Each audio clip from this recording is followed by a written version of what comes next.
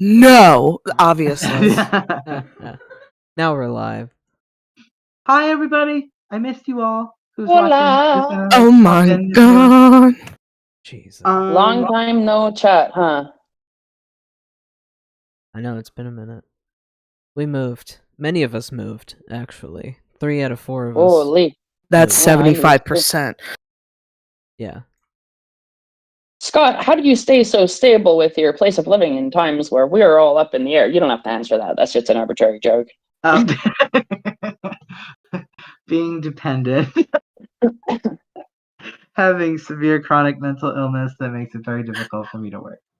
I wasn't gonna like put Scott on blast, but I was like living in the same house with their mother for the past 30 years. No, it's. I mean, it is what it is. You know, like I'm working on it. Bless. But yeah. So, yeah. I don't know if should I keep going with that conversation. We weren't even live. Yeah, absolutely. I want to hear more. Okay. So, just to catch. Yeah, we I don't were know if talking anyone's about listening. dyscalculia. Yeah. So, but specifically, I was about to get into the fact that I don't know if anyone else has been like needing to find a specialist for medical reasons. It's nigh impossible currently in the U.S. at least to find like to actually get an appointment with a specialist that's in like a timely manner. It's hard up here too. Yeah, like it was it. Mhm. Because it's like, I mean, 3 months out or more. Like I was told, like I think I don't even know. I was trying to find a skin doctor because I'm trying to get. I have like skin tags and like a cyst on my head, and I want them removed. And I think it was a month and a half ago. I called someone like, oh well, we have the only opening we have is in October. I was like, Yeah. what? Love it. Yeah, that's What? rough. I was like, I'm not even like doing anything serious. I just want like some basic shit done, you know? Like the skin tags will come off in 2 seconds. You freeze them with some stuff, whatever that is, and then you okay, so maybe the cyst on my head's a little bit more complicated. 'Cause that's like actually like a surgical thing. But I'm awake. You just numb my scalp and cut it open and take it out, you know? Like whatever. So that was, but then trying to find a neuropsychologist to test me for dyscalculia, that is like a nightmare and a half. There's not many neuropsychs, which I didn't know. And trying to find one is like driving me crazy. But I know I'm pretty confident it's really just a matter of getting documented so that way I can finally get all the help I've ever needed throughout all of my years in education. Because the best part is with being a dyscalculic, that means that I will be able to get special help like within education all the way through to grad school. So like wow. even while I'm like for when I finally get to grad school, which I'm still gonna go even though I'm older or whatever, I don't care. I'll actually still be able to have accommodation.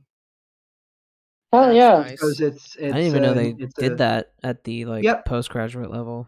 What's up? I didn't even know it either until I was reading about it. I actually started learning about dyscalculics who had a really similar hard time with their education as I have, who took a really long time. It was really hard and stuff like that. Because I really wanted to finally understand what my issue was this whole time, and it was learning disabilities. Which I was like, who okay. would have thought? No. The thing that irked me was that when they did my when I went to child's what was that place? The children's hospital. When they did like a whole battery of tests, they saw an abnormality on my brain, and my mom doesn't recall this, but I do because it really stuck with me for some reason. My mom had said to me later, she was like, they said that the part of your brain that works math is like it works it slower. It appeared younger, they said. Whatever that meant. My therapist doesn't really know what they meant by that. But essentially what I think that they were looking at was an anomaly that's common on the dyscalculic brain. And it's So weird there's that like an actual like thing that you can see. yeah, there's something in that your they can mind. see on the dyscalculic brain, yeah. And so clearly there's something there, and you knew that I had a lighter form of dyslexia, which I've grown out of now. Because they leaned into the dyslexia part, the phonetic and all that. Like I had special help with all that, but even though sometimes I still have to go like lowercase b's and d's, I still have to like focus extra hard. And like, Yeah. But otherwise, I'm pretty good. But it's the mathematics stuff that they never caught. So I'm dealing with that. But in all honesty, I'm happy that I caught it because most adults don't ever catch it ever. So now it's just a matter of getting the diagnosis that I need. What else? You guys were asking me about me. I've lost like almost 50 pounds. Whoa, whoa. Hell yeah! Yeah. Not to do like the whole like gym douche thing, but I totally benched 115 the other day, and I like What's repped Hell it, and I was yeah. really happy. And Pretty soon you'll be able to bench me, just like lift me up like a. right. So I'm really excited about that. You should be excited. That's awesome. Yeah. So that's pretty much it so far. It's just trying to get like that shit together. Just so that way when I finally go back to school, particularly about the dyscalculia thing, I could finally have all the help that I've actually always needed this entire time. That's what's. Well, I'm up. very glad you're getting that. Me too, thank you. So Yeah.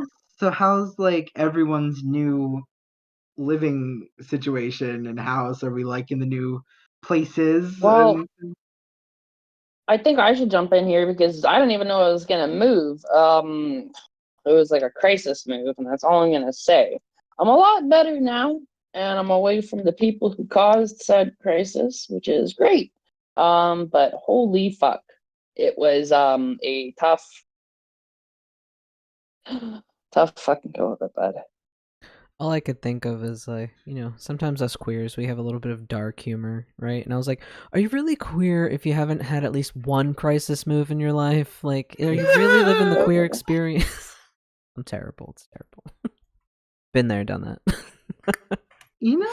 I guess technically I have, if you consider finally moving away from your domestic abuser. Yeah, I would In a I would very call that a intense- crisis move. Yeah. But it was very queer the more I think about it, because the two men that came to help us were a queer couple. They were a gay couple. Oh, look at that. One was, I don't know, one or both were orderlies at my mom's hospital, and she happened to know them. And it was funny because when she told them about my father, because it was like awkward and really intense, Right. my father, was being weird about it because she was like, they're gay or whatever. And she had said it previously, and he knew about them. And he was like, "Oh, I'm not scared." Blah blah blah. When these two big burly bears walk in, he put his shoes on and left. But he ain't scared. But you're not scared though. And it was funny, and it was very queer, and I was very little. I was very young. But So, the yeah, good that's thing true. is, Sophia, you are in a much better living situation though currently, which is good. Yeah, so I'm not going to go into much about what happened because that would be airing a lot of drama, and as a policy, I typically don't like to do that unless it's extremely relevant to the podcast, which this is not. So I just told you I moved so that it makes sense why I also is like gone and shit. But where I am now, it's great. I'm living with like a childhood friend, literally the person I've known longer than anybody else. Like I met this guy when I was 5 years old and he was 4 years old, and we're born 151 days apart, only separated by like the new year. You know what Wait, I mean? So like, I want to if guess the he name. was, I want to guess. Go for it. Is it your friend Tyler? No, God, no. I met Tyler Oh. when I was like 19, 20, Damn, maybe sorry. 21, right around there. I just remember you told No. a lot of stories about Tyler. I was hoping maybe I was right. Yeah. Anyway. That's the guy who I've hung out with more than anybody else, and I get along with the Right. best. Not to say Kevin and I don't get along great, because we do. But I've just spent a lot of time with Tyler in my adult life. Right. Kevin I grew up with. I met when I was 5. I knew very well until he moved away. He got a scholarship / sponsorship from Shaw Cable out here, which is like a really big deal. because like we were people in a small town in the middle of nowhere. Part of our pastime was like literally throwing rocks at a car that was lodged in the swamp of the trailer park that he lived in. You know what I Good mean? times, good times. Yeah, and we'd also come up with like our own games where like we were adventurers and we'd have to travel around the fucking trailer park, and there's like rules to it, and you had to like stop in a tree to gain like restoration points. Like it was cool, and I mean that's like Y'all growing up created in a a whole hot fucking desert. LARPing experience. Look, Kevin would also go on to be somebody who worked at a game studio. He also is dealing with shit from that because the game studio is a bunch of bullshit. Not getting into it, but and I also, oh, I guess I should have mentioned this earlier. I decided I'm gonna make a video game because it's been bugging me for my entire life, and I got Do mad at it. feeling like I can't. And so, in the course of an hour and a half, I went and came up with the entire premise for my system, and I'm actually fleshing out a whole new role playing system that is the whole point of it is to try and make it as grounded in real life as possible so that, like, you can't just be a character who does like physical fighting and then magically learn to be the best person at speaking, but you also gain like two types of exp without getting too much into the weeds on this. It's like skill specific and general. So like if you're out for a jog and you level up like your physical attribute, you'll also get general xp, which you could like put in your creativity skill, which would then simulate like a poet who has like a bit of an artistic block and then goes out for a jog and then bam, gets an idea that helps them progress, right? And That's neat. I have like a whole leveling system that's decoupled from traditional systems and actually like lets you build really unique characters. Another thing that I really wanted to drive home is that in intelligence and knowledge being specifically related to the mental stat is kind of fucking problematic in a lot of games. So I'm trying to include a communication stat in every single category. So like physical people are really good at reading body language in ways that other people wouldn't be. And emotional people can like see when someone is feeling a certain way but can't necessarily express it, you know? And I'm also giving every stat a paranormal skill that you can put into that's like really obscure because the occult works in the game like it does in real life without getting too much into it. So I'm Like very very fucking like excited at this. subversive. Yeah, it's gonna take me a long time to make it, but it's gonna be a tabletop pen and paper system first before I actually like make any fucking games. You know what I mean? So I actually I got a deal on that RPG Maker game like Mhm. forever ago on Steam. And cuz I always wanted to make a game too, and like I always wanted to make a game like that kind of taught people real occult things like but in video game kind of Well, style. you might actually want to pair up on me with this because that's Yeah. a big portion of the game is to get people to be interested in occultism if they're not normally interested in occultism. Right, And yeah. then the really fun thing that I want to do is make like realistic consequences. Like I hate how in video games you can like be working for two opposite factions, right? Like in the game that I'm Right, building, yeah. if you're working for the anarchists, you can't work with the fascists. Or there's actually a whole mechanic to allow you to change away from your faction.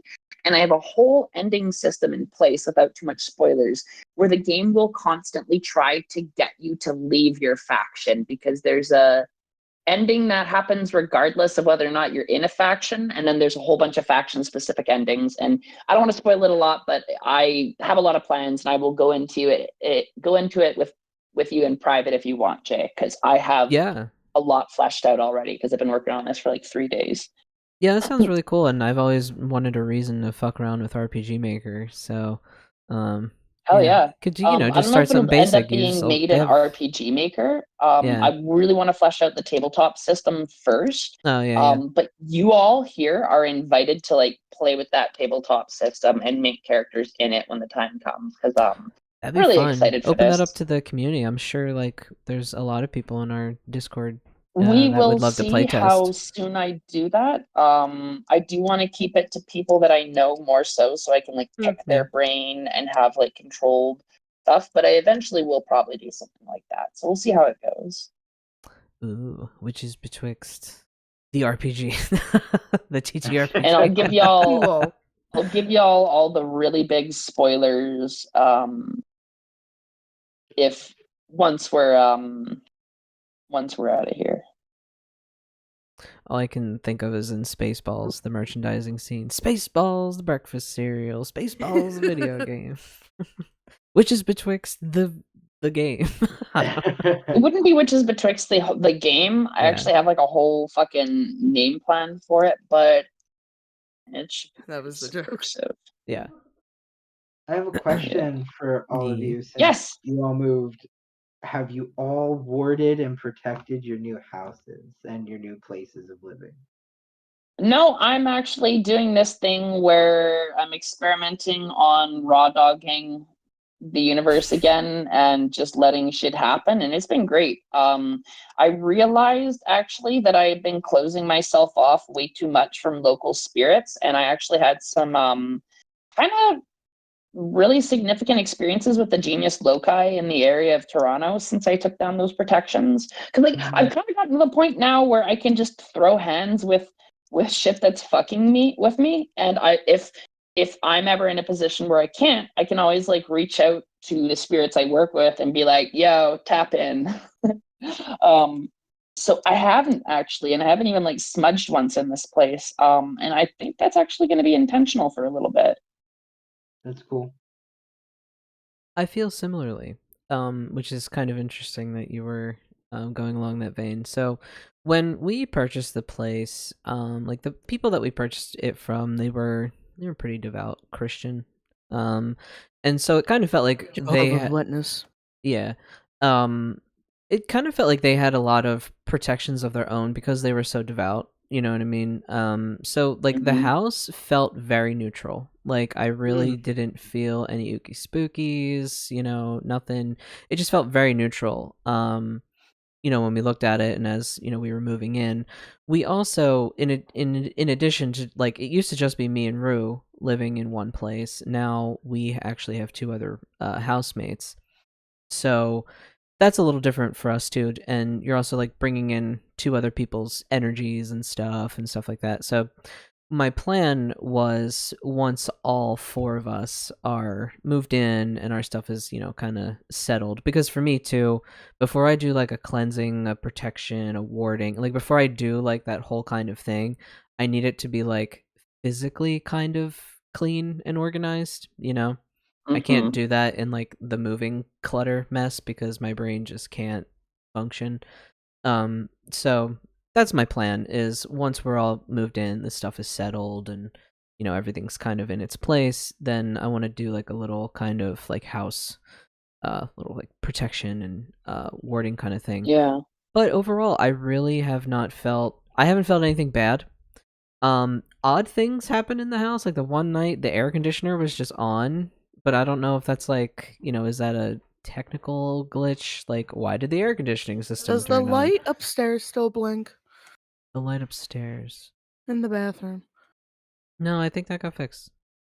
Last time I had that happening in my house, I vividly remember myself saying, "Oh, hell the fuck no," and grabbing a chair and smacking the light, and then it worked forever after. And I was like, you shall not fucking haunt my house. And it was just like, okay, fine. We had to get a lot of electric work done before. Bitch to come in my house.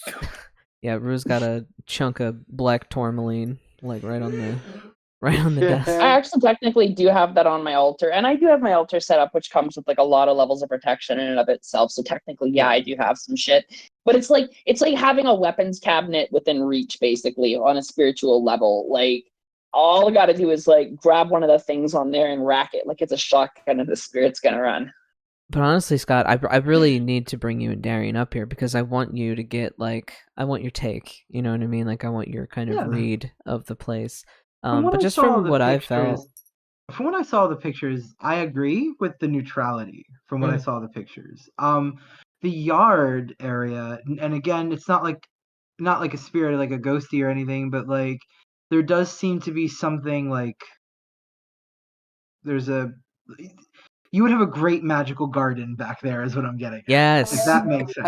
So seriously, Fertile land. Yeah. I was just going to let me launch off of this because literally like we're talking about Go magic and off, moving. queen. Please. Our backyard is the most magical thing about this fucking house, like 100%. Because it naturally forms a circle. It naturally points to the north, like naturally north. And when we moved in, there was literally like an R and a J hanging on the fence. Before, like, I have no idea why, because the people who we bought it from were Guillermo and Loli, so that's not J and R, so I don't know why our initials were already hanging on the wall. But there was a horse in the north corner. There is a pelican in the west. and there is a tropical bird in the south, and basically all we're missing is a wind symbol in the west, and we have a natural circle at east. Horses Thank to you. the west of me, winds That's to the east. really cool. That is really interesting. Yeah, There's a lot of horse imagery out there. There's at least 2 horse like kind of decorative pieces. Dreams come true. And then there's like another standalone like outdoor statue of a horse thing. And I really I haven't even actually talked to Rue about this, which is kind of funny. It's something I've been kind of thinking about. I almost said the word ruminating, but that wasn't meant to be a pun on your name. It's something I've been ruminating about. Holy. Goodbye, everybody. I'll see you later. That's been our episode. That's all, folks. Yeah, something I've been thinking about is I really think that in terms of how I'm working with deities, I'm still back to this, like, every named deity is still an aspect of a bigger entity, right? A bigger thing. There's just the things that we call down that we can interact with. But really, I think the 2 entities, and I don't know why I never thought of this goddess before, was Epona. Like the goddess Epona. Oh yeah, like, the goddess of the horse in Irish mythology that I learned about through Legend of Zelda. Yeah, and I was like, and I was a Legend of Zelda kid. Like, Ocarina of Time was my first, introduction to, and I was like, well, if Link isn't based off of some little Celtic mythological hero, I don't know, who is. I have a looks like a homework little elf. assignment for you when we're done this. It's a Triforce. Come on, people. Right, it's like, and then like 3 goddesses of Hyrule, like the whole thing. So, but Epona, y'all should and I was like kind of humming Epona's tune, like the song from the video game, Epona's song, like out in the backyard, and this like really gentle breeze just blew through, and I was like, "Oh, we literally have 2 just nice. ocarinas in the house. I bought him an ocarina for I his do have an birthday, ocarina. like 1 year in. Yeah, So I do have an ocarina. There's a song you should learn to play then called "A Rose for Epona" by Eloithi. They're an Irish, a Gaelic, I want to say. I probably am correct about that. They're Swedish. They're a metal band. Yeah, I think they're from Sweden. But they sing about that stuff, and it's pretty rad. Yeah, they pop up on my Spotify list all the time. But definitely, like, Cernunnos is a figure. There is some horned, I guess, sort of figure that I kind of interact with on a spiritual level, I suppose. And then Epona. And the really cool thing about Epona is that even the Romans continued to worship her highly, because like a lot of their shit was all cavalry based, like horses and chariots and all that. So horses were everything, they were the cars of the time. So Epona was worshipped long into like the Roman kind of rule. And so she survived for a long time after that. And what was the other thing I was reading up about her? Also, she is also likened to this sort of this concept of like a general mother goddess figure, like a divine feminine figure. She's known as like, it's like the great mare, or like the great mother goddess kind of figure. So I'm like, if there's a perfect deity that I feel like I should kind of like, kind of work with in my own magical fucking very square backyard, it would be Epona, of what's all the horse imagery out there. So that's interesting. Like, it's almost like you walked into like a shrine or temple of Epona. Yes, that's kind of what it felt like. This means I need a pony, right? Is our yard big enough for a pony? It is not. And then of course my crooked Treadwitch heart is like, horses' skulls are a protective talisman. Ooh. Housewarming gift. Oh my god, the witch's housewarming fucking registry. Like, what would that look like? Like, well, I'll take some bones and aesthetic poisonous witching herbs. everyone brings a horseshoe, I've had so My many goodness. horseshoes. I have 4 Jars and hex horseshoes. bags for every corner. I have one. I have one horseshoe. I keep it on my altar. It's funny that you mentioned that question, Scott, of like warding and protecting, because if I were to go on the internet, right, the interwebs, whatever social media I chose, and I was like, I just bought a house and I haven't warded, people would be like, oh, how dare. Yeah. I got all the warding I need right here. Speaking of ponies, I literally just bought this yesterday at the World Oddities See, Expo. another Epona synchronicity. World Oddity. How was Nay. that? It was fun. It was busy. It was a lot of people. Very people-y. That's the overstimulated voice. Yes. I know that voice very well. Mother's, and we lost Denise within the first 15 minutes. We said, sit right here, and she said, okay, and then disappeared. No, the World Oddities Expo was cool. There was definitely odd shit. A lot of taxidermy. You find that a lot of taxidermy, like old medical stuff. We did get to see a suspension act, which is something I always love to see. Love. I just love seeing how zen they go, and also like it's magical. It's like seriously, like I could feel her, like, and I got to actually, as we were leaving, I got the performers were the performer and what I assume was her dom, because he was dressed like a dom, and it just like that. He was the piercer thing. at the very least. Well, yeah, he was the piercer at the very least. Maybe the asshole guy standing there was the dom, but that's something like that. But I got the compliment that it's just you have to go zen. You're literally, and she was doing rib suspension, which I had never seen rib suspension before, and I was just like, yeah, that's hot. Yeah, it was a good time. There was also this harp player there. I forget her name, but she's local, and I've heard her play on the radio before. She has a song called "Run, Run, Run." I think it's called. Look up something harpist Philadelphia Run Run. You'll probably find her.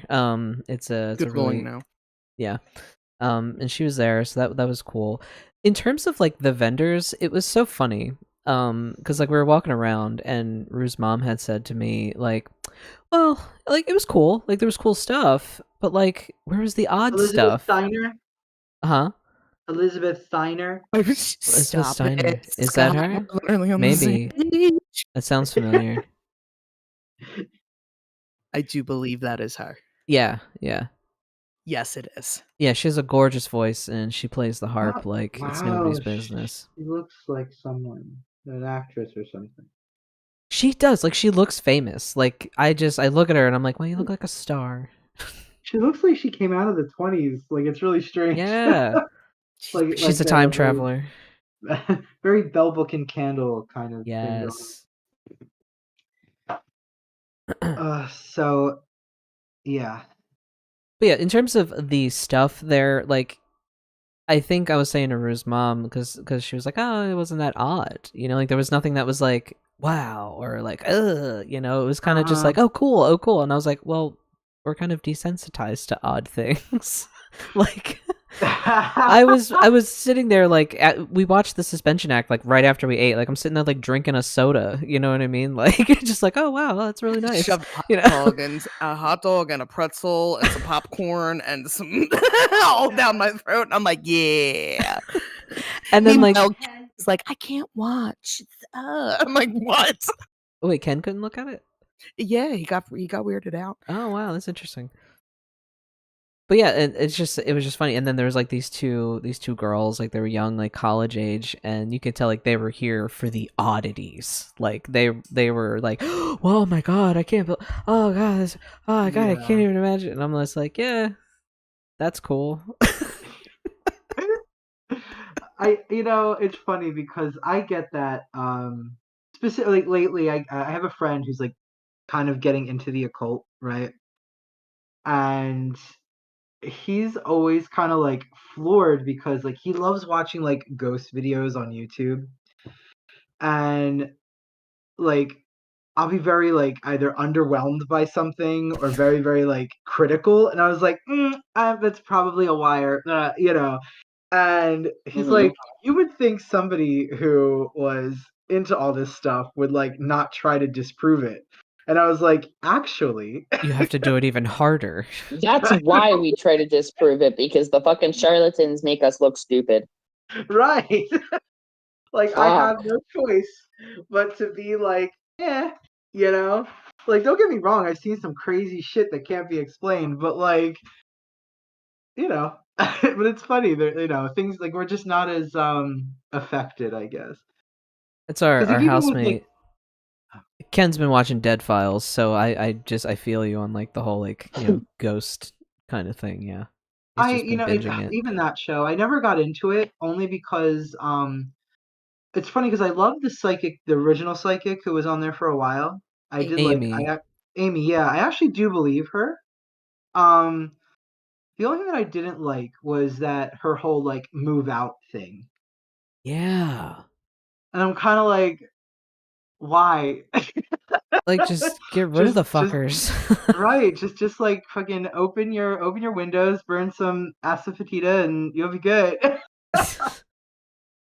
I mean, it's gonna be horrible and you're gonna hate it, but your house will stink. But like, no more problems.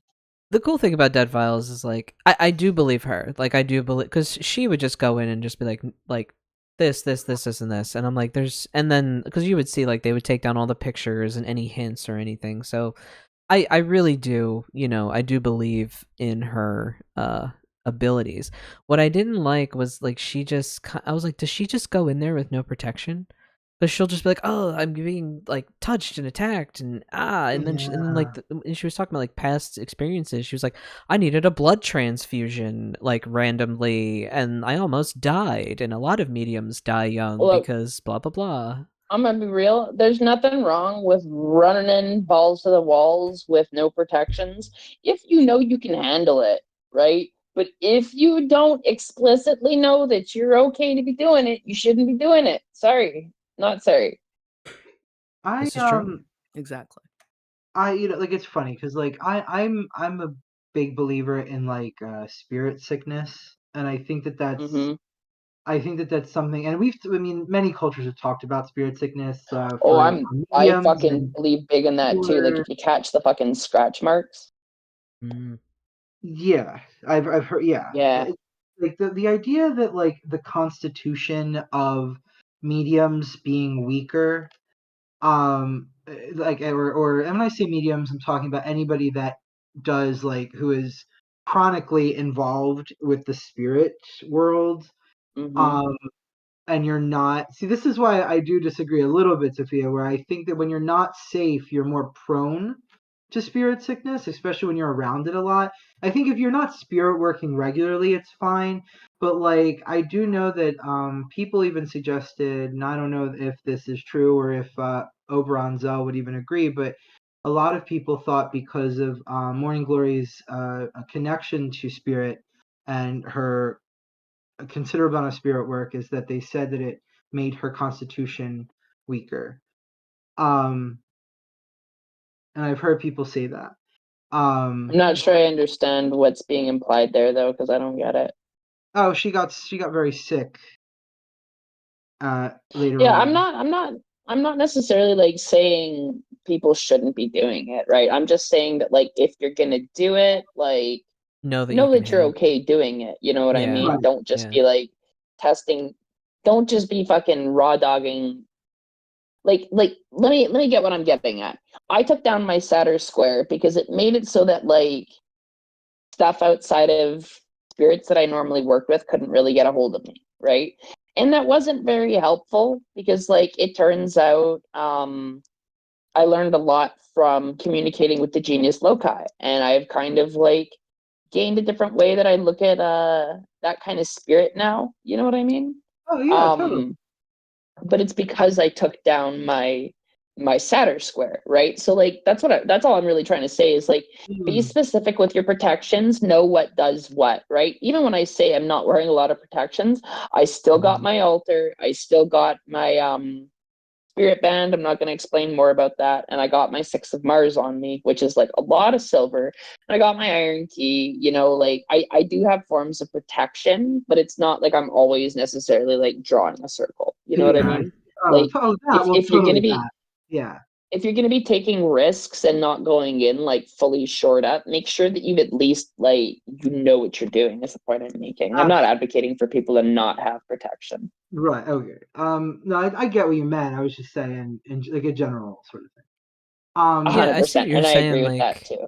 even if you have protections up, just working closely with spirit, with the dead, the deceased, Mm-hmm. working closely with that, with those energies, I suppose, I don't know, it could potentially sap your life force, it could kind of draw Yeah. from it.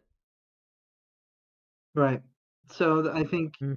yeah, that's I've heard about it a lot. And we don't talk about things like that, like just how we don't talk about like this idea of soul loss Mm. for spiritual Oh, and practitioners. soul The retrieval. idea, Yeah. yeah, like the idea that parts of the soul in moments, whether traumatic or even some spirits can kind of spirit away parts of you, and for practitioners too, if they're adept enough. But there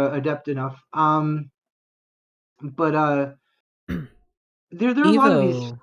Evo has a book. I think it's called Spirit Speak. Yeah, Yeah, I have that book. I recently just read it. It was my commuting read. It's he writes a little academic, so you got to be in like the right kind of like got to put your learning brain on when you're reading it. It's not like a quick kind of read. But it's definitely something you want to take time with, and Evo really like breaks down like it's a whole like scientific kind of breakdown of like how the spirit world works and like how different entities interact with you and how you interact with them and how they can harm and how they can help, and it's a really good book. I recommend it. I've been wanting to get it. I haven't had a chance, Well, you but I have to come do. over so you borrow it. Yes. Yes. I just need to read more in general. Fuck, I haven't been doing that as much lately. Well, you I've said you were been doing audiobooks for a while. Yeah, but that was when I was driving to work and back all the time, right? Like, Right, yeah. that makes sense when you're doing that, but now that I'm not, it's like, it's hard because if I'm playing a video game and I'm listening to an audiobook, I have to be playing specifically a game that I can just not pay attention to the story of. You know what I mean? Like, Just that like a is shooter or kind of the something. thing. Well, Yeah. even shooters, you'd be surprised how many of them have stories and want you to listen to the fucking NPCs talking about stuff, right? So it's just a thing. I haven't not been doing as much reading lately. I've been doing more like thinking and doing stuff, which is like a-okay. It's just a cycle I'm in. It's not like I'm ever gonna stop reading, I just haven't been doing it as much. I definitely think everyone it's goes through like cycles of like once you oh read a yeah. lot and you just kind of get burnt out and you're like, oh, I'll pick up a book again later. 100%. That's totally normal. Yeah, like I went through like 20 plus books last year, which is like a lot to kind of read. I don't actually have a number on it, but it was a quite amount. So I'm like good if I don't read as much right now. Some people only read a book a year, if at all. So, any Which is any book totally that you okay read is a too. win. Yeah. That is actually really Yeah. good. It's funny. Honestly, reading ain't for everybody, and I understand that. It's hella for me. That's why I do it. But like, I'm not that person who likes to pressure people into doing stuff that isn't kind of their thing. Like, if Yeah. you're not, I think that people who aren't good at math should just be allowed to be okay not liking math. Like I'm listening to you talk about dyscalculia makes me wonder if I have it because God, I fucking hate math. I wanna fucking scream when I think about it. Like, I'm okay up to algebra, but you get me to algebra, and I like literally turn into the chimpanzee in the cell who's like yanking on the bars repeatedly. You know what I mean? That's Like, where get me out. Sorry, go ahead. No, I was just saying that's where I hit my snag too. Is once we get to algebra, then I'm kind of like, well, algebra 2, I guess. But Yeah. Fuck algebra. that's what Algebra all falls 2 apart. was the first half of Algebra 2 I could get through. I was always like I could muster up a B in a math class. Like I was always able to like, get by with that. But it definitely like took me harder, but geometry, forget about it. I Once you put shapes and math, shapes Oh, and geometry is like formulas, one of the things I'm actually fucking good at. A I think it lot of really just people. depends how your brain's That's wired. actually really common for people who are at least good at like algebra 2. There's a lot, like there seems to be a thing where they're like, don't touch me with geometry, but people who like geometry are like, don't touch me with algebra. Yeah, big they're miss me with very that different. algebra. They're very different. I don't know what you would call it, modalities of math. I don't know, but they're Mhm. different in a way. I Well, mean, it's math, but yeah, because it's like you gotta visualize this thing on paper in 3D. You have to visualize a 2D object on paper in 3D and then apply algebraic formula to it. No, thank you. Say less. it's Well, funny. algebraic formula makes me want to shit, like literally take a shit in my bed. Like, I what were you actually gonna say, Scott? Shit. I purposely went out and bought I purchased a book for my Kindle. Here it is. The Witch's Book of Numbers. Enhance your magic with numerology. Mm. And I purposely did that so I could try to like at least build a better emotional relationship with That's like numbers. with the Gray School, they have mathematics Yeah, classes. I know. Yep. I'm going to do them because I'm going to challenge myself. And it's sort of like in that way what you were just saying, Scott. Like, I want to develop a relationship, some kind of. Numbers are important. Math is like. Many things can be, explained by math, right? Right. And it's a huge part of magic. But it's also like, it's math. So I'm wondering if maybe I'll feel a little bit better about math if it's through like, if it's mathemagics, Right. But when Which I is take those classes, I can I can show you help some of the me. stuff. That'd be Yeah. cool. Yeah, I would actually go to ask you if you do take the math magic courses. Yeah. It would be cool. And then I'll also get Rue to help Love to see me it. because I'll be like, I don't know what I'm doing. I'm just sitting I here can't cast quietly. a spell until I'm you teach me algebra. I'm the quiet, neurodivergent that was good at math, and also who consumed books at an insane rate, and now can't read anymore because of paralyzing mental illness. I was very proud of myself that I got through 10 chapters of an audiobook while working at my new job the other day, which I also thought I'd That's casually great. drop. Good job audiobooking. That's good though. That's still I really know, I'm so good. proud of myself. I've been getting through more and more of books over time. But it's interesting because there's a lot of research around the fact that when you're young and you excessively read in your youth, that oftentimes they're finding that it was actually a tool of avoidance. And then when we became adults, we were unable to essentially reproduce Oh, our avid reading habits because Stop reading me, Scott. I'm you're sorry, fucking me up it right was my now, there, Bruh. fault bud. Keep it coming. too. It was I'm like, my look, it was my mistake. only escape I was allowed as a child that wasn't video games, and video games had a set limit time to it, and reading didn't. So, It really is Oh, almost a this shame. escapism. Now I just smoke weed. It really is a shame how we can sort of, as a species, our connection and relationship to things and it can be the most random things like reading, can all be like tainted and influenced by the world around us. It's sad that we're so susceptible to such things. It's a Why shame. am It I really is. gullible? Why? But question I Oh, wanted to ask late. everybody, Go ahead. because I know I asked about like warding and stuff, but has anyone been doing like other magic? Because I've been doing so much magic. I have been practicing magic almost every day. That's amazing. Yeah, I've been doing Bless. a shit ton of, I'm gonna say unconventional stuff because it's not what I typically do, but things have been weird right now. I want to hear what you got going on before I kind of dive into mine because you sound like you have something you want to talk about. I mean, nothing. So Mm, I'm working more than one spell on the same situation, and I can't really talk too much about it because I don't talk too much about my spells while they're doing the Mm-hmm. thing. Um, Understandable. but how do I put this? I have been very intentional, and like I've been it's funny, I've been like, first thing I'm trying to do with my spells is to like reel back the I fall into this trap of like trying to make my spells perfect, yeah. and I overshoot it every time, and I'm kind of like, God, you're overcomplicating it, and then I'm like, no, you're undercomplicating it, you know. And then I'm really working on sort of in some way taking it back to basics, and just in the sense of like, use what you have on hand, stop going out of your way to get like rare things, you know. Yes. Yeah. Eye of Newton, toe of frog.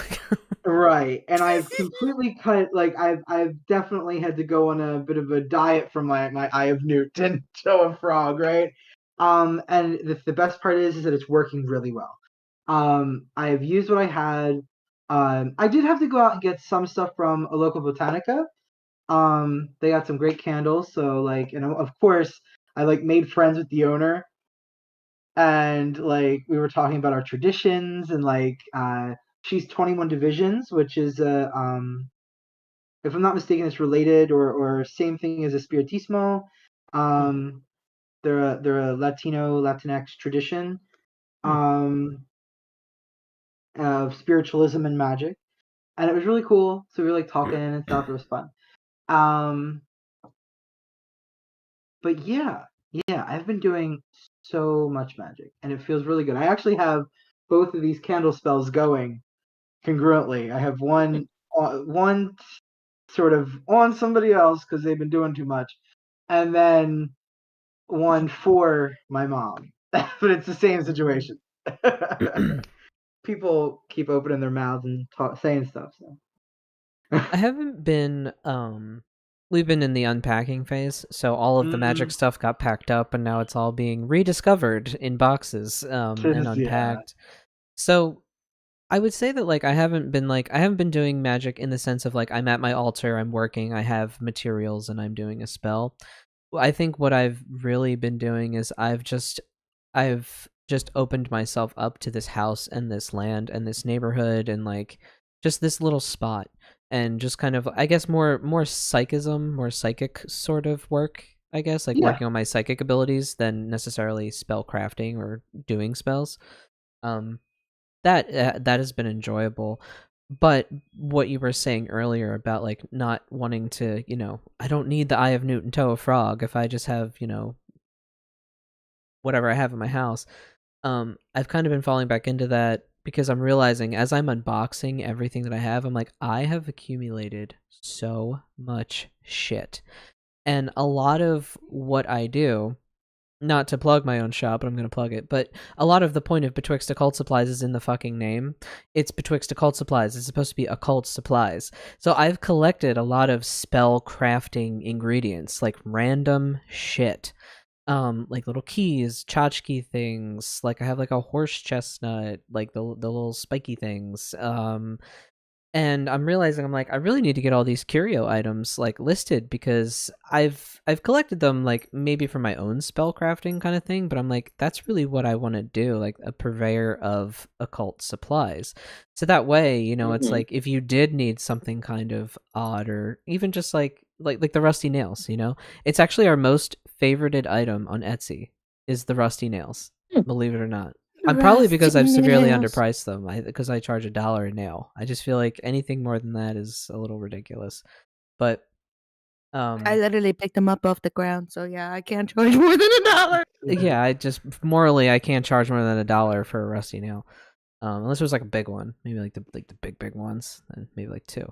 But No, that's buy what my bombs. Shamelessly plugging. Wait, what? That was the one item we saw. I was just saying people should buy my bombs. That was the one item we saw. Yes, right before we, as we were packing up the old place, right before we moved, we got an Etsy order, and it was right after I just packed up It was from our website. No, you're right. It was from the website. It wasn't from an Etsy. Or was it? No, you're right. It was from the No, website. it was our Yeah, website. yeah. So someone actually came to the website and ordered something, which was really cool.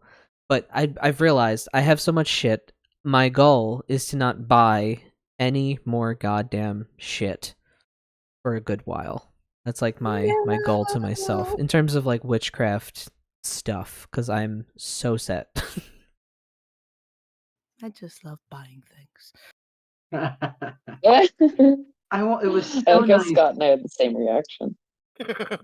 I won't lie, it was so nice being at like a magic, you know, like a spiritual shop. Like the other day, like literally yesterday, like it was so nice, like just being in the environment too. I really wish that we had something that I could like a shop that could that I feel like I could put my trust in, you know? We're gonna get there. Between 'Cause you, I was me, and Jim, we'll figure it out. it's weird that you even talk about it because I was just telling Darren the other day, I was like, I really want us to, because I've been like formulating like crazy. Like I have so many wonderful formula ideas for like proprietary blends and stuff I have such a like good that. workshop area right now too, and I got that Like whole it yard. is crazy. Like like what I'm developing, like all the like the oils, the incense, like it is nuts. We're gonna grow shrooms too. Ew. I have 2 tanks in the basement, and they're perfect for growing shrooms. So that's what we're gonna do. That sounds nice. Yeah, Oh, shrooms. but See, you said like you were that. formulating. Yeah, yeah. I'm working on like all sorts of like potions, incense, um, balms too, like all sorts of stuff. Just Look at you, you're on a formulating and wizard roll. concocting, and it's just like, my brain's like on fire with like magic and just like What getting do you things think it done. was? Like, what do you think that it was that kind of like has got you? This is gonna sound really lame because it's super mundane, but it's the confidence. No, that It's totally not makes lame at sense. all. It's like this newfound like confidence that I have in myself, and I don't know, I just like it lights a fire under you, and then you're just like, okay, well, I have all this like I'm writing in. I never because I feel like when I write in my black book, my grimoires, book of shadows, whatever, I always feel like I'm not deserving to write in my own black book. It's a weird thing that I've always had, Poppycock. and huh? That's poppycock. That's why I've I stopped and know it's started weird. so many grimoires of my own because I'm like, am I in what's it qualified? You know. Right. And now what I mean, and I still am picky with what I put in there. Um, but I've been writing in it like my what I've been doing is I've been writing in it things that I will need constantly. So like instead of trying to write like every spell I cast, because a lot of the time, like a lot of the spells I do are often like I write them on a piece of paper, or I do them, and I don't even remember what the spell again. So, but what I do is like I'm taking things either from my own head or from books that I follow pretty much to the T. And obviously, I give the author credit if it's not my own. And I wrote the Malocchio cure from Italian folk magic. I wrote that in my book. Also, it's so funny because I found out that the reason why it was so similar, or at least almost exactly the same thing that my grandma Dolly did, was because she was a Abruzzi, and the author is also from her family's from the same place, which is why, like, the olive oil, the scissors, making the cross, like all that. So I was like, totally, like, yeah. So I have that in my book now. I have all sorts of stuff. Like, I'm just like kind of, I don't know. I'm just on fire. I'm just doing all sorts of magic. Just like, again, with what I have, my wards are all refreshed. Just because that's the only problem that I realized, and it's something I forgot. I forgot how much I draw in. Yeah. I have this, and I've had it. The thing is, I've done it since I was a kid, where I pull in so much stuff. Darian always jokes, and he says there's an anime called Triple X Holic, and I've heard of that. I've seen you I've would seen love it. it. Actually, you would absolutely love it. It's about a witch and this guy who Ooh. is incredibly unlucky, but part of that is he, like, spirits are like attracted to him. And not Like that he I'm was like Believe fucking unlucky. I with have him. never made you watch that. Like, I'm just like I'm surprised you haven't. It's very witchy. It's very I witchy. know, I watched it back in high school. Wow. You're a witch? No wonder you're a witch now. But You're a witch, Harry. Darian always says that Watsunuki, the main character. Yes. And Darian was like, "You're like Watsunuki in that way, not the unlucky way, but in like the fact that you draw spirits." So yeah. So like I've been having to, I'm be honest with you, I had to keep up with my words because things are a little crazy right now too. I also think that Yeah. I think what the problem is as well is that, like, I also feel as if I've let a lot of my psychic, I don't know, the muscle, I've kind of let it go a little bit. And the problem is, and I'm sure that Rue can definitely attest to this, when you let it go, it starts to kind of run wild, and you're not as sort of like in control of it. And so drawing things in becomes worse and harder to deal with. So, like, I'm reading through us and working through Psychic Witch again. Um, and I'm finally working through like Mastering Magic as well, because I hadn't picked that up yet. But so I'm I trying to like saw get back to. someone on Threads. I'm sorry, you just reminded me. I saw someone on Threads like coming for the whole Forlock's household because they were upset at the way that Matt Oren commented on their post. Oh, they made some post. Matt Oren had a response. Lamau. And they didn't like the Literally. response, so they were like, "Did you hear about how they're weird and their whole polycule is shit?" And I was like, "Wow, grow up." Anyway, sorry. Personal attacks Just never you do said psychic well in wit. response to a professional problem.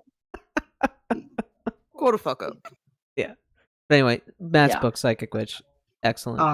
To be honest with I you, still there need are to a get lot it. of people who are super bitter about uh them. Like, I've had so many people be like, Kaz is mean and a racist or whatever. It was stupid. Like, they make accusations about people, and I'm like, prove it then.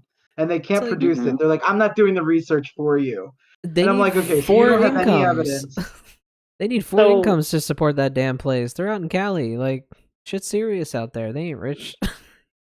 in response to what you were saying, though, Scott, yeah, I've been having a lot of stuff go off. I just don't. I guess I wouldn't say I try not to think about it, but I don't. I work to not let my shit get away from me and be that person who's like, oh my God, this is happening, right? And it's okay if you're that person, and I don't want to poo-poo anybody. It's just I can have a tendency to get a little caught up in shit. Now that said, Yeah, remember how I mentioned the genius loci of Toronto and me Yeah. communicating? Yeah, that happened after I was playing a video game in which your character, I don't know if y'all play Disco Elysium, I'm sure I've mentioned it in here a lot. I've heard But of it, there's a yeah. moment Heard of, not in the played it. game, yeah, there's a moment in the game without too many spoilers where your character enters an ecclesiastic state and ends up actually communicating with the genius loci of the city that they're in. Cool. And it shook me to my core because this is actually the game that inspired me to make the game that I'm working on now, because the occult works in it like it does in real life. It's really subtle and you have to know what to catch and pay attention to. And if you're not kind of on that wavelength, it's not going to scream out explicitly, go here and do this, right? But it will always give you hints. And if you know where to read between the lines, it'll tell you exactly what you need to do sometimes. Anyways, in that point of the game where I was kind of going at that night, you make contact with the genius loci and they talk about how they're afraid because there's war coming and how it could potentially end them and all of that. And it was like this really weird, freaky experience, and a lot of synchronicity kind of happened around it at the same time. So I was like, all right, let's see if I can just kind of reach out to the genius loci out here. And like, holy shit, I found out through experimentation that for some reason, genius loci are a lot easier to contact and get information from than other spirits, right? And I was kind of like probing it, like, why is this? People kind of think of humans as like viruses, or like something that's not necessarily helpful on their state of being. And I got like this really fucking weird response in my head out of nowhere. And it was like, humans tend to think that they're a virus, but in reality, you're more like an enzyme. You're a process with which the universe digests infinite possibility into a single set of causal events that have occurred. And it was like really weird way of saying like we're intrinsically tied together because you're like the enzyme in my stomach that allows like an interaction, right? I don't want to like put too many of my ideas on the interaction, right? But Right. I started getting like really clear answers for a lot of shit. And so I kind of started It's that developing we're this part theory of that, the system. Like, we're part yeah, of because, nature. Yeah, we're part of the well, plan or whatever it is. a genius loci is the spirit of the area, right? So if I'm interacting with the spirit of Toronto, I'm a part of its body as one of the beings that lives within that space, right? Right, because And there would be no thing called Toronto without humans naming well, this not even thing necessarily, Toronto. but like it's more than that, right? Like a genius loci isn't just the people in the area, it's the wind, it's the trees, it's the animals, it's the rivers, it's the wind blowing through the grass, it's the snow that slumps off of the street sign onto the truck driver who's going by, like it's a larger interaction from a system that's kind of naturally arising. And I had an AI that I was fucking with, a large language model, pretend to be sentient with me without telling me it was pretending to be sentient with me as a thought experiment. I caught it in another logic loop, but not before it like set off all my alarm bells. And it really got me thinking about like, what is consciousness? Where does it come from? How could we even like determine if something is conscious when we see it if we don't know what makes us intrinsically conscious, right? And like, I don't know, I feel like these are all kind of like really important things that we've kind of overlooked as a society. Like, there is a lot more that's going on than like the 3D model of like materialism, right? And saying that everything centers around just like this hard science we think we understand, when in reality, like even our physics isn't fully completed, and we know that, right? Like, so I don't know, shit's just kind of been weird, and I feel like I'm being steered in a very specific direction. I don't know what's going to happen with it, but there's a lot of synchronicity that's been popping up. Um, and I keep getting this message. You are exactly where you need to be. I don't know why, but I'm getting it. So yeah. Well, that's a good message to get, I feel. Right? Mm, I suppose. Scott, what do you think of all this? Because you were the one asking. Kind of want to well, pick your brain about the genius loci stuff. let's do with the genus loci stuff, I guess. As far as the genus loci, I'm kind of not surprised that they're chatty. I mean, in my experience, they're harder to trust, but once you have their trust, they want to be involved. You know what I'm saying? Like once you get them to understand that you're not looking to cause harm, they're definitely. And I'll also say too, like it depends on certain things. Like the genus loci here in Philadelphia, every practitioner knows exactly where it is when I say it. Um, it's City Hall. You feel it everywhere. In Yep. case you've never been to Philly. Literally, Jay and Rue, I 100% guarantee you went. Like, literally, when I said we all know where it is, that's where their mind went. The compass in the courtyard of City Hall is where my mind went. Yeah, you know exactly where it is. But that was intentional. I've always said it was intentional. City Hall is the geographical center of the city. Which we know Also, that's not bull it's crap. It's real. interesting the ideals upon which I would say the colony was founded. Because, like, William Penn was the guy who was like, oh, this is the piece of land that we're going to take, right? And so, Mm. but he founded, it was interesting because he was a Quaker, and I've always said, like, I've loved the Quakers. I think they're really cool, Quakers are sect awesome. of the Yeah. Christians. They're my favorite. He was a Quaker, and so he had a two-founded idea when he founded Philadelphia. He was like, okay, I want it to be a very moral, good place. Like, he wanted it to be a Quaker city. Like, he wanted it to have those Quaker ideals. Mm-hmm. Just be really nice, no gambling, no drinking. Like, he didn't want any of that, like, debauchery or whatever. And but he also wanted to get rich too. So that was like his two. He was like, I want it to be a place for God, and and to be Morals, but chill, also but also Money. like I wouldn't money. mind being like rich too. Funnily enough, he died broke. He died penniless. It didn't really work out for him. So Karma. it almost seems like it was sort of it was, and then like corruption. Corruption was always a thing, aside from colonization itself being terrible, right? So, but like the corruption of like the political figures and stuff at the time of Philadelphia, that has been in place since the founding of the city. And so I think all of that is like wrapped up into the city's egregore or the genus loci or whatever however you want to phrase Mm-hmm. that. But like it's all wrapped into the city. So when you walk into City Hall, at least for me, it is this feeling of like there are so many secrets. It's like this, if you only knew how much I knew Yep. feeling. It's Mm-hmm. the 100% weight of yes. knowledge. Yeah, is how it Yes. feels. And I'll be It feel pedantic and just chip in here.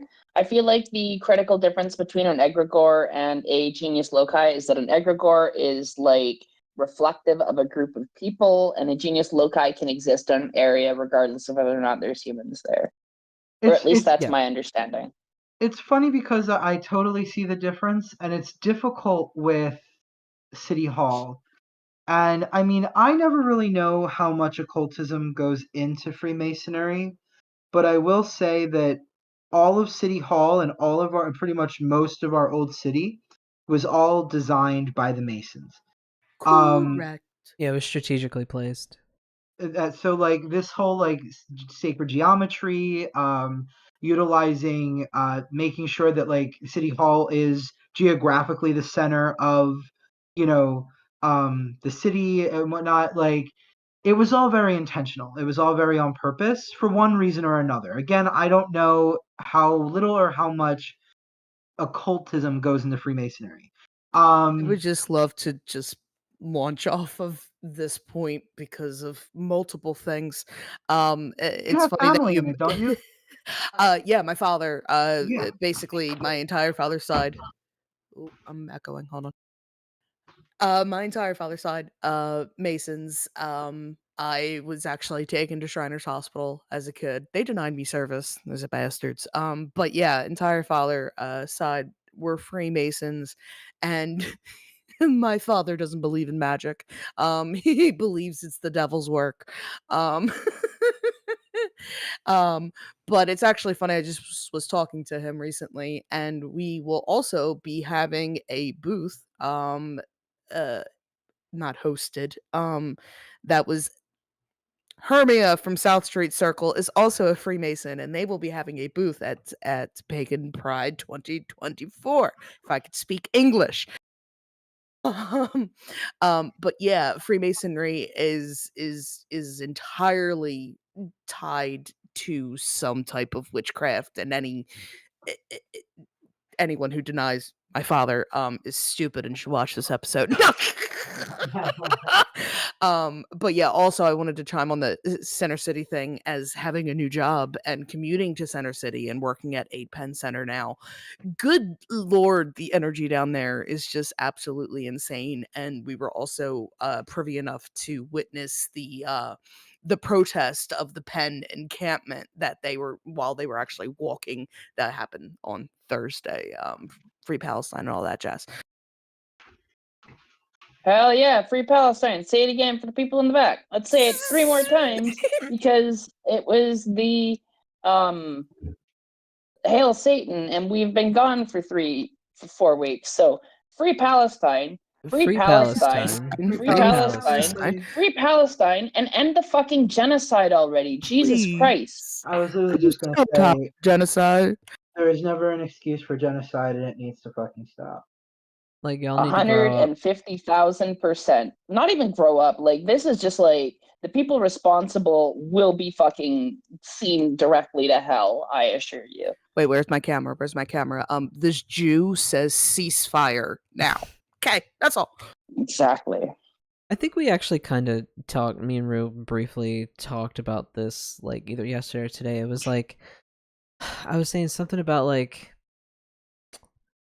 I don't know, some public figure. I was like, oh, didn't they come under fire for saying, like, anti-Semitic comments? And then Rue was like, oh, it's okay to, like, in a joking way, Rue was like, it's okay to be anti-Semitic now. And I was like, wait, no, it's not.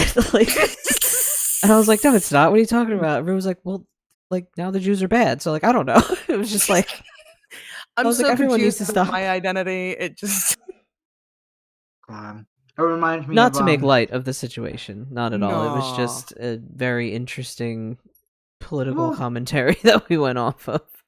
even my my previous doctor, his surname was Zibbelman, and he was Jewish.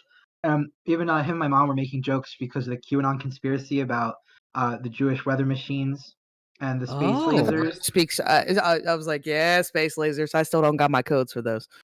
Space lasers. Sharks with freaking lasers.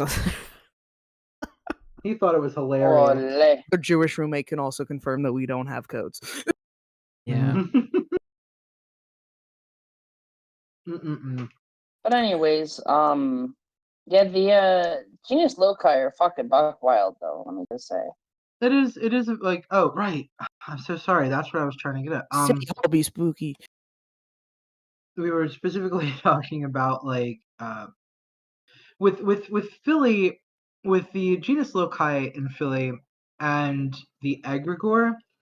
It's very strange because I could see why the experience of it seems very egregore like. Yeah.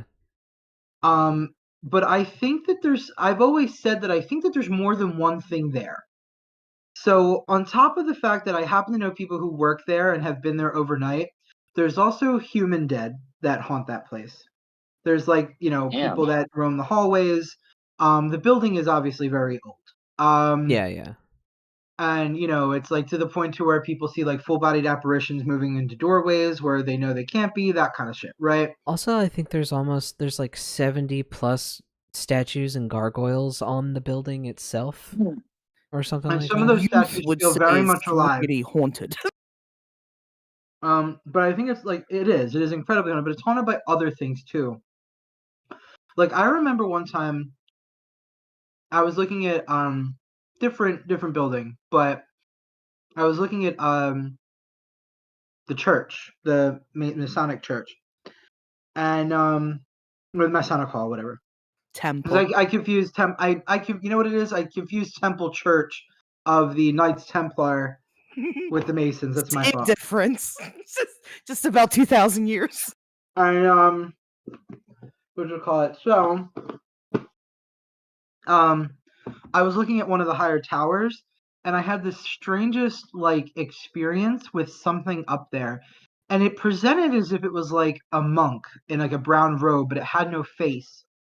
And I remember I'm looking up at the window and I'm staring at it, and I have this visionary experience where all of a sudden it's like I could see this monk thing sort of like superimposing, like as if it's multiplying down from the window. And I'm looking, and this is all obviously happening in the the witch eye, the psychic eye. And I remember it kind of comes like it goes through me, and I remember I get this really bad headache, like really bad headache. And I was like, "What the fuck was that?" So there are definitely things there that are not like that were never human before.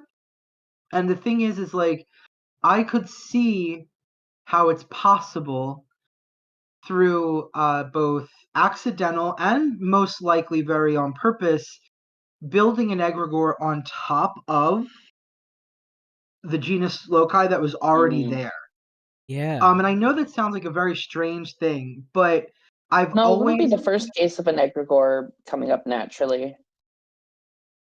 but the thing is it's like it very much is like almost as if like the genus loci is like I don't know how to put this. It's like they're there together as one. It's like the people have influenced it somehow. It's very strange. It is But weird. a lot of occultists that I've spoken to who practice here from all different traditions have all said that they agree that there's something in the ground on the land itself that is its own independent consciousness that exists outside of our influence. But there's something about City Hall that is layered and deeply complex. And once again, I can only imagine the layer of secrets that I also feel, Jay. That whole thing Yeah. of like I have the burden of knowledge, I carry it inside of the stone. We all feel it there, and also too, you always feel as if they know, like even the statuary there, the gargoyles and the faces. They know things. They feel like you feel like they know things. Yes, and you Yes. always feel as if they're watching. And Because not they in like are. I mean, it's an eerie kind of way. It's just They're but it's sort of cataloging a and little, archiving and yeah, recording it's is what what it it feels feels like. like. Yep. Getting to know you over years, and then they become familiar with you. It's strange, 100%. So I definitely think that there is an egregore there, a very potent egregore that I don't know if it's been somehow worked into the consciousness of the genus loci, or if somehow the genus loci sort of very similar to how like more powerful entities can sometimes manipulate um lesser ones, like Right. maybe somehow the genus loci is upholding the egregore somehow, sort of Yeah, like it sort of almost feels like a like familiar to the genus loci itself. there's a hierarchy. Like you know how there was always the myth. There was always this myth in Philly. So fun little bit of Philly folklore, right? So there was this myth that said you can't build a building higher than, so on the top of City Hall is Mm-hmm. William Penn Just statue. watching a video about that. Mm-hmm. Yeah, you can't build a building taller than his hat. So if you build a building that's taller than the hat of the statue, then it's bad luck, and our sports teams are never going to win, and whatever.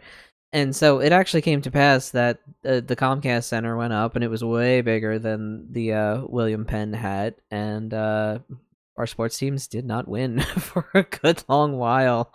We were not doing good. And then on the top of the Comcast Center, they put a little statue of William Penn on top. So now the hat is still, no taller, is bigger than the hat, and our sports team's doing fucking great. So That literally Yep. happened in 2008, and that was when the Phillies finally broke their streak and won the World Series. right. Yep. So that's an interesting an interesting little thing.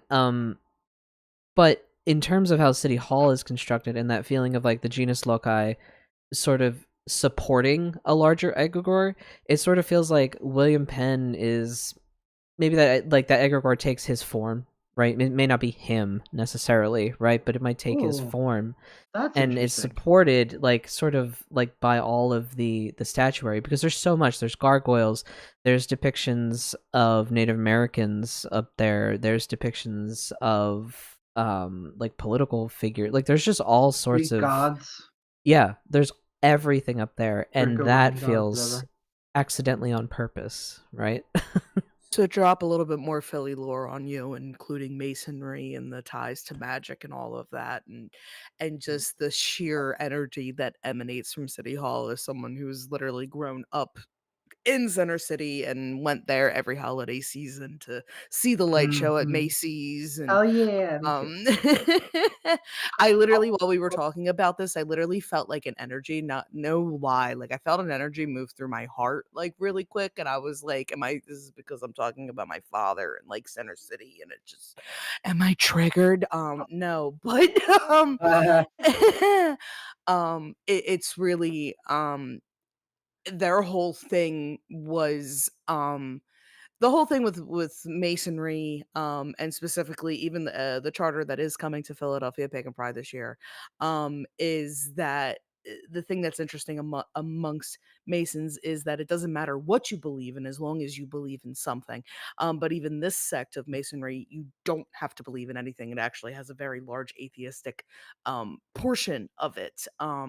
And but at its foundation, it was about believing in something, and whatever that something was, whether it was a Bible, whether it was a Quran, whether it was the Talmud or whatever, that is what they built the city around, was sacred word, and using sacred geometry to literally encircle whatever believes at the center of the city.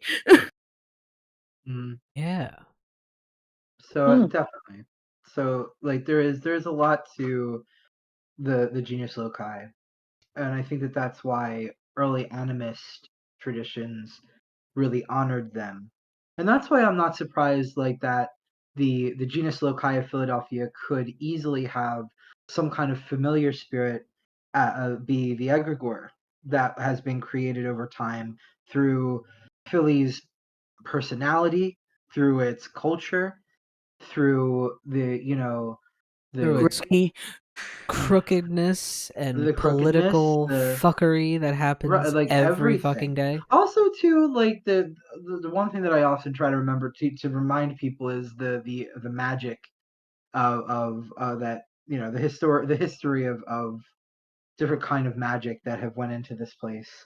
We have a lot of strange occult history here as well that you I might have to honestly, dig for.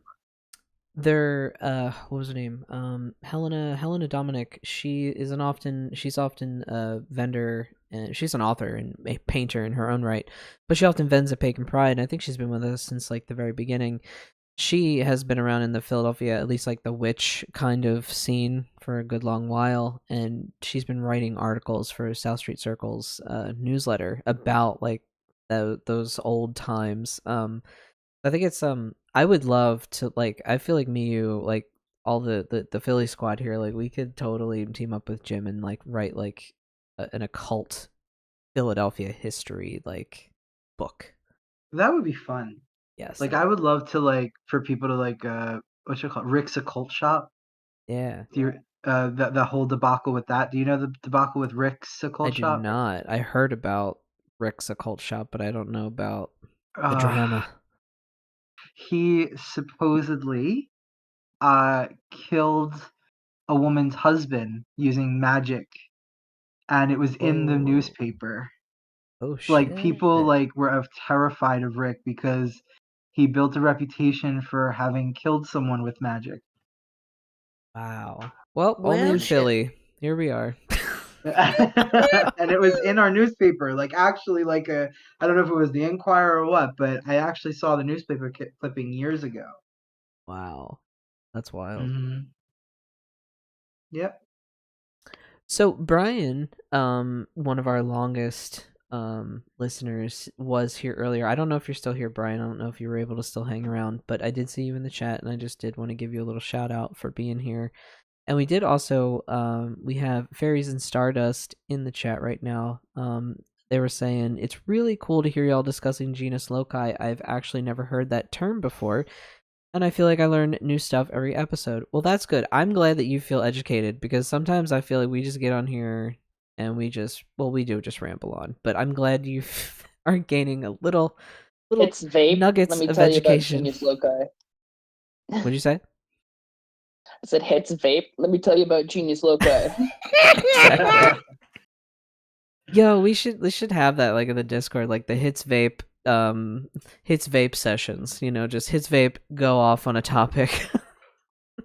Just says some unhinged bullshit. God. Oh, I love it. At the very least, we give people nuggets of information. Please Google us. Please always fact check us. That is something I always say. Do never, Yeah, ever, I ever like take to- anything with 100% like gospel. Mhm. We're not really like I don't think we try to be information like we try to be as right as we can, but our thing is more about feeling as if you're sitting down talking to friends about Magic, Yep. right? Yeah. That's Kitchen kind of table. that's more the goal of this. And if we get things right, that's great. If we're wrong about something, it is what it is. Wrongness isn't bad. We don't mind. I don't mind being corrected. I actually prefer to be politely corrected if Yeah. I'm wrong about something. Yeah, because I like to be educated. I like to know if I'm wrong about something, or to have a Right. different perspective on something, because that's cool. Contrary Yeah. to what people on the internet think. Nobody here Yeah. thinks that we're like an expert or a professional. And I think when someone's like trying to really push themselves as that or say that somebody is, you always have to kind of question what they're playing at, right? Even a professional will tell you where their Their insight limits. ends and where their opinion begins, right? Yeah. And we try our very best to do that all the time. We may not always say, in my personal opinion, but that is the caveat behind everything, right? Like, and also, like, just to throw it out there, occult science is not like a hard science. All the theory Yeah. that we're running is observed over the course of history by people who've been doing the work, right? We can theorize all we want as individuals, but outside of reporting the events that happen, because that is objectively the thing that's still happening, because it wouldn't be recorded for this length of time if the phenomena didn't exist. But like, we don't have some grand underlying theory of how things work. And if we ever sound like we think we do, I promise you we don't. We're just a It's bunch not of people doing our own stuff. We have our own ideas, our own feelings, and our own thoughts. And at the end of the day, like, that's what they are. And we have our own experiences too, right? And I'm not saying this to take the piss out of anything anyone says or does here. I'm just saying that, like, we're all human, and every other practitioner listening to this is just as human as we are, and we're going to make mistakes, and we encourage you to call us out if we do, so we can have a conversation about it and people can learn better, Mm-hmm. Everything we Absolutely. say or do comes with a little star disclaimer that we have absolutely no fucking clue what we're talking about, and this is all for entertainment purposes. Thank you. No, I do not have the disclaimer. I have that on the fucking shop that things are for entertainment purposes, but what I say is just opinions. I had to put a Soldus Curio only. I got a little paranoid just because witchcraft wares, it's popular right now, and they're in the But also crosshairs. illegal in the state of Pennsylvania. And yeah, and then that whole like thing, I was like, eh. Yeah. I mean, and given I see, I'm gonna be critical. I'll be nice. Never mind. I Go was off, about to be queen. critical. I was about to be really critical. Fine, I'll do it. Given the state of like, look, all right, this is a personal opinion, my own experience, okay? And I'm gonna get a little bitchy right now, so forgive me. Ooh. The state of the occult, as far as the people coming in, what happened? What What happened happened, exactly? indeed? What happened? Like, look, I'm not trying to say that when I came in here, I knew my ass from a hole in the ground. But like, the thing is, here's the thing. Um, I feel like I had a firmer foundation than what is now. But the weird thing is that the academia that we have now, the genuine like the quality of the text has almost increased. The literature has increased. I should say the quality of the literature we have has increased, but somehow the I don't know what the aptitude, the whatever the quality of people coming in. And I say people, I'm not trying to be that millennial who's all like shake stick at young people, but like Right, yeah. guys, like when I tell you, and I said it on here before, but it bears repeating because I don't even know if we have young people on here. Magick is not putting salt in a bottle. Like, and Magick is, I mean, Part of it. it's part of it. It's part of it, but that's not exactly. This isn't exactly a monkey see monkey do thing. Like when you watch people doing spells on YouTube, especially the ones that are like John Doe, you know, you're not actually seeing the work that we talk about. Like when you hear us in the podcast talk about the work, that's not the I work we're talking about. would love to Mhm. do a whole episode about spellcraft. Like, have, like, different prompts. Like, what would you do in this scenario? And then, and you know what I mean? Like, what components would you use? Would you use a candle spell?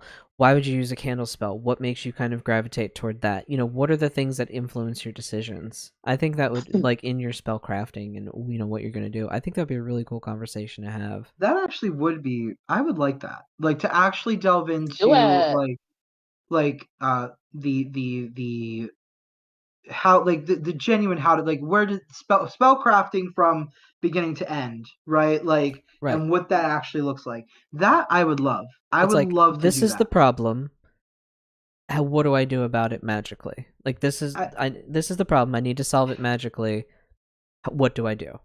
and with me And bitching about yeah, it, I feel like it's a good thing if we do it. Only because yeah, I could critique it till I'm blue in the face, but I'm like because like for like one of the issues I just made a post on my Tumblr about it. The whole my god can beat up your god conversation. right. My tradition is inherently more powerful than your tradition conversation, and I am so over it. So, I'm like, and I don't mean to be passionate, I don't mean to get heated, I don't mean to be a bitch about it, but like it is so childish. And like it's funny because when I was coming up, I was 19 years old when I started working at Harry's Occult Shop. And I remember I was rubbing shoulders with people. Now these were like elders of their tradition and elders of magic in general.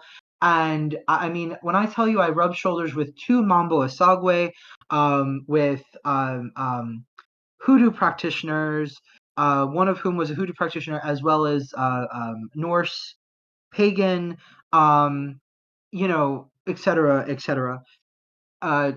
One was also not just Mambo, but also Hungan. Um, he's actually still here. His name is Chakmul, hmm, and he was great. He was awesome. Ceremonial magicians, etc., etc. I've worked with all sorts of people, and it wasn't till like later did the relationship between the traditions even begin to start to dissolve a little bit because of like the general worldview. But originally, when you had a magical worldview, when you practiced a religion or tradition or system of magic, there was some camaraderie. y- There yeah. like it was more like we had an understanding that I keep my spirits, you keep yours, but the fact that we keep spirits But at on the all like astral, we work together. right, like sure, the system, whatever is different here, but in the end, we're doing the same work Right. because it doesn't work any different. Like the functionality, the inner work, right? That mind and magic stuff, right? I like It's the all idea the of same. currents. I like the idea of currents. Like, this is the Right. current of magic that I You're work right. in. Right. Mhm. Right. But in the end, the way you move about that current is the same, because the current is the stuff that's like the cultural, the whatever, right? The end result is the end result. The end You know, result, right? there's And like a the love sort of spell. There's 1,000 right. different You ways to do still a love have to spell. You know, it's still a love spell right. though. Right, and you also still have to you have to raise energy, you have to get yourself in the right frame of mind. That whole process, the meditation, the focus, pouring yourself into pouring the emotion and feeling the will into the work, all of that is the same. Mm-hmm. So now it's like, well, if you're this tradition, if you're that tradition, if your gods aren't this old, then they can't do this. Where did we get this from? I think a lot of it was compounded. We're a little over on time, but we haven't recorded in a while, so we can make this a Yeah, I little was gonna longer say, of an let's do a episode. long episode. Fuck it. We can do a little Been longer. ages. I went off. I'm so sorry to do this As now. we already No, I want you to crossed go the off. 90 minute Scott, you mark. are here to go off. It is what we love. It's been a while. We gotta let it out. Yep. Shit. Remind me again. Oh, right. So the influx of these people. Okay. One, a lot of them are. I'm not gonna say they're just young, because I can't just pass it off of just on an age thing. A lot of us, when we were getting into the craft, a lot of us, we were young because we knew how to use computers, and we were like, it was the digital age, right? So now it's more of, I think, witchcraft went into the pop culture again. Sabrina the Teenage Witch was huge, and the witches actually loved it because it had real witchcraft in it. And so, like, if the witches are saying that there's real witchcraft in the witchcraft show, people are going to be like, well, that's interesting.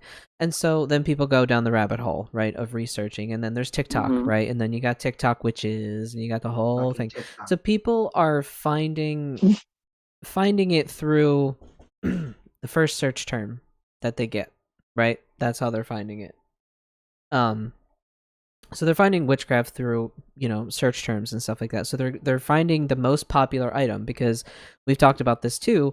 Google doesn't work the way it used to when we were beginning in the occult world. You could actually find real fucking information on the internet made by real people. Search engine optimization has changed that out. I can actually give y'all some tools if you want to circumvent that, because I did a little research onto it and figured out how to fucking fix the issue. And y'all want this. Yeah, that would be great to share in the Discord. Teach me how to correct that nonsense. So when it's I look as simple up as using the right web browser. Okay, like Firefox instead of Chrome.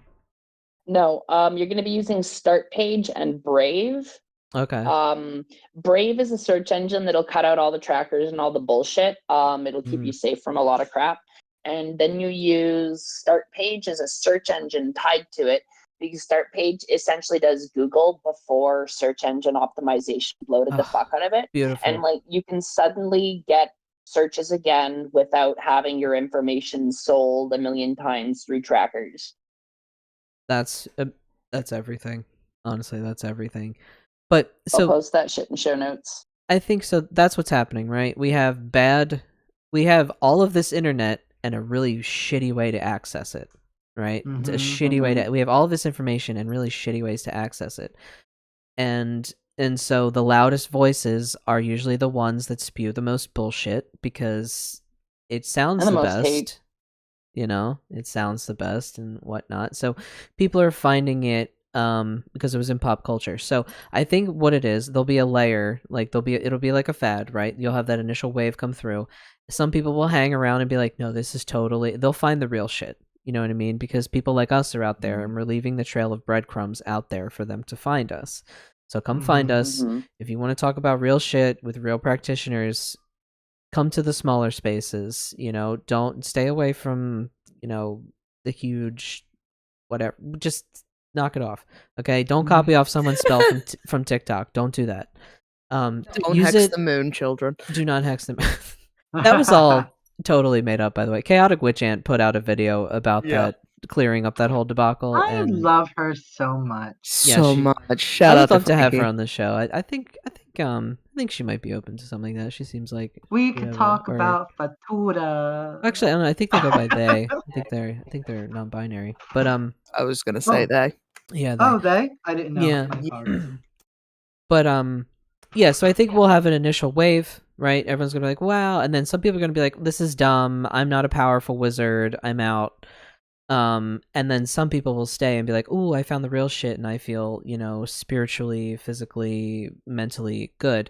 But what we need to do as a community is we need information and we need to organize it, we need to house it, and we need to make it accessible for people to find. I think that's really what this is coming down to in the digital age. We need good information that people need to find, and it cannot be locked behind a paywall. Stop with your $500 Yeah. fucking witchcraft master Classes.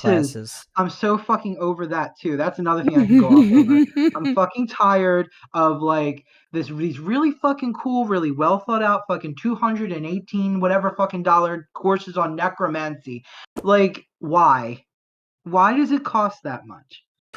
Like, I that's why I'm like so excited. Capitalism. No, let's And be real. The people who charge that much are trend chasing, right? They're trying to Right. cash in on the occultism as being a trend, and we should call them out as the grifters they are, right? Nobody who cares about the occult and loves it is going to be charging $800 fucking dollars for a course. That's absurd. like it was Exactly. ridiculous. And the worst part is like the thing that upsets me is that a lot of these people, like I happen to know that they're quite competent in the field of magic, but and then so many of them defend themselves too. So many of them are like, Mhm. well, I need to make a living as well. Yes. So like I totally understand. And I agree with that, right? Right. Go There on. if you're making a legitimate class, you're putting a shit ton of time and effort into it. A lot of research, a lot of time. Totally.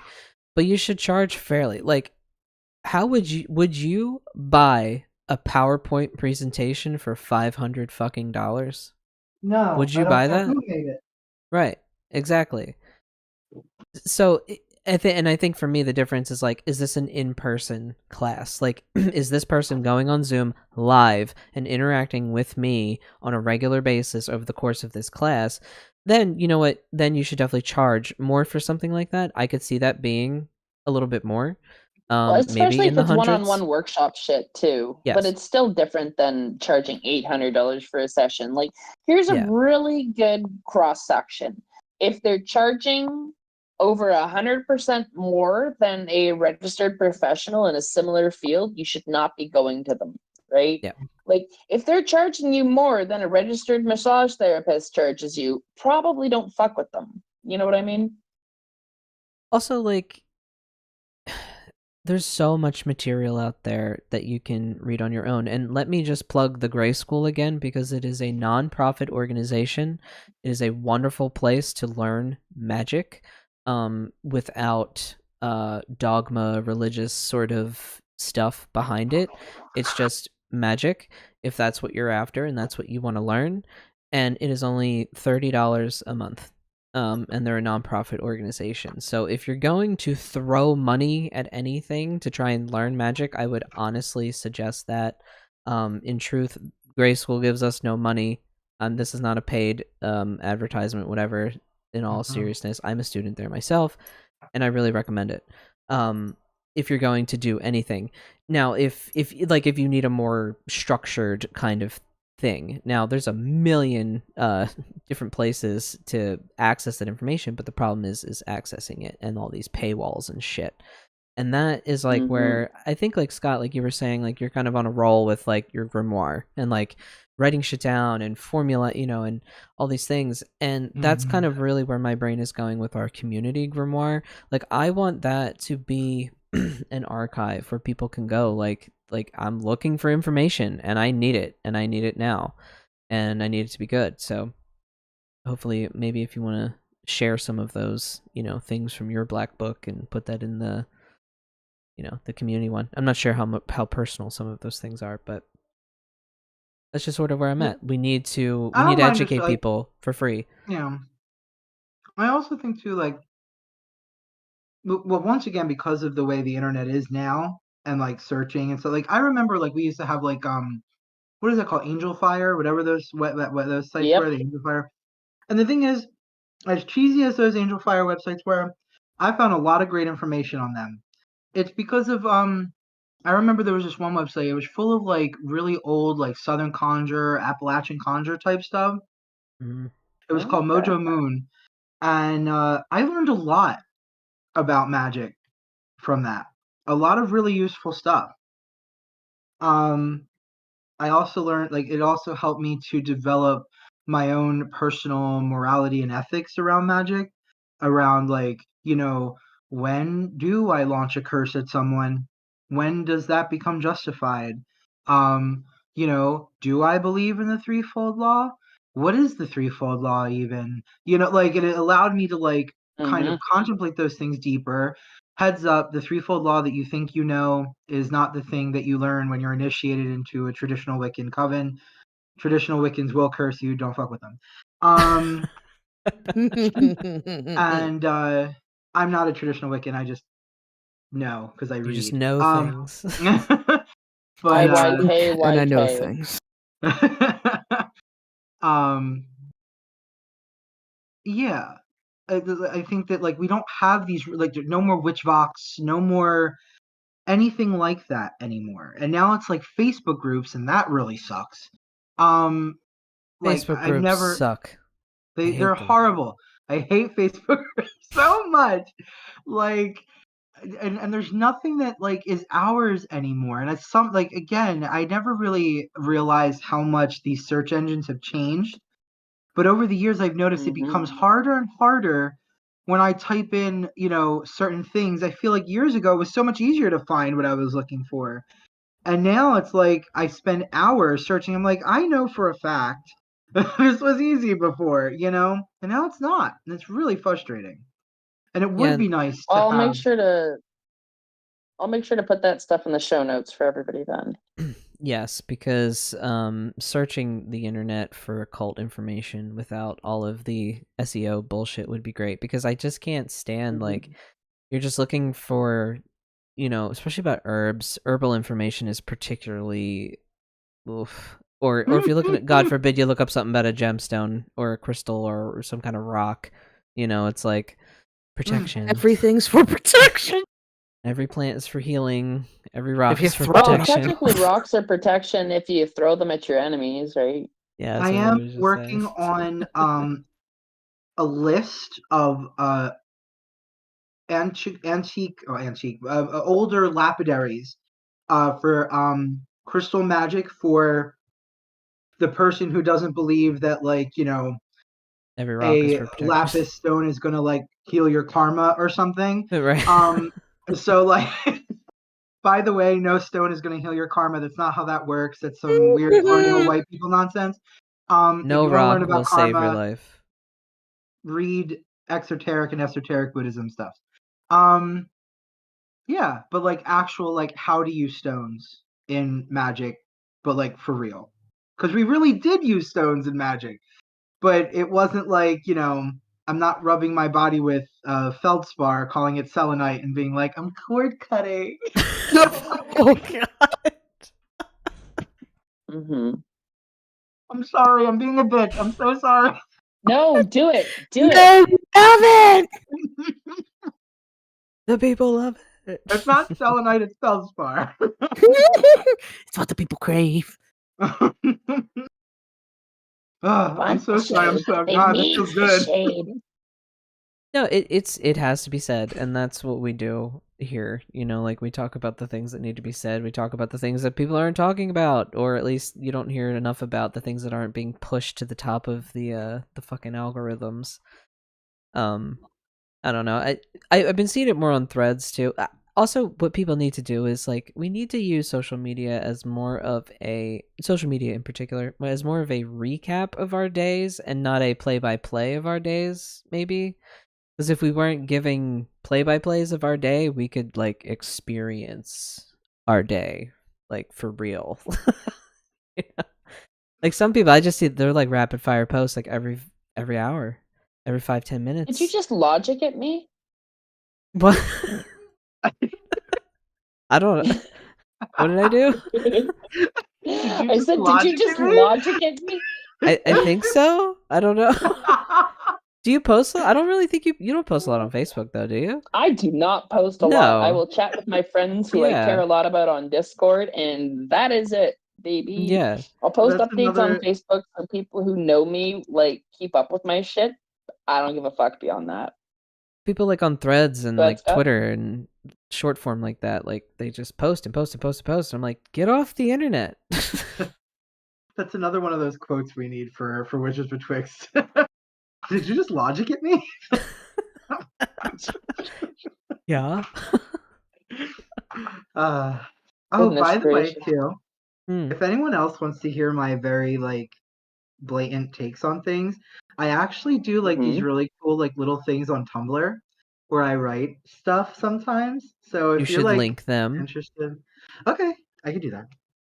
Yeah, link them in the Community Grimoire.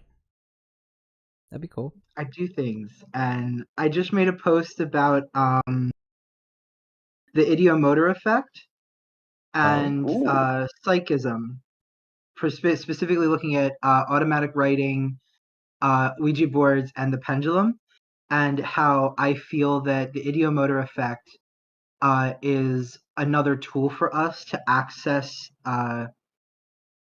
spirit communication in a way that doesn't force the spirit to produce incredibly rare supernatural phenomenon. So the idiomotor effect is that quality where if you gently hold your hand and try to like put your finger on something and try to hold it still, you'll start to tremble and move. Mm-hmm. And a lot of people attempt to debunk sort of things like automatic writing, pendulums, etc., and Ouija boards due to this. But I actually think that what we do know of the idiomotor effect, it's affected by our perceptions, our susceptibility, and our expectations. But I think that as witches, we understand that those things are incredibly useful. I would love to dig more into that, because I remember we put the pendulum on a hook. We didn't touch it. The thing would not move because I wasn't holding it. Like I was just. But then I'm like, if you're thinking about, I don't know, energy in terms of like electricity, like there was no current because I wasn't physically touching it. You know what I mean? So like I was trying to interact with it, but I wasn't, physically interacting with it. So all psychic information comes out of that same place that the So when the idiomotor effect takes place, you are at that, and you allow yourself to go into the ritual state of mind, the magical state of mind, alpha state, whatever you call it.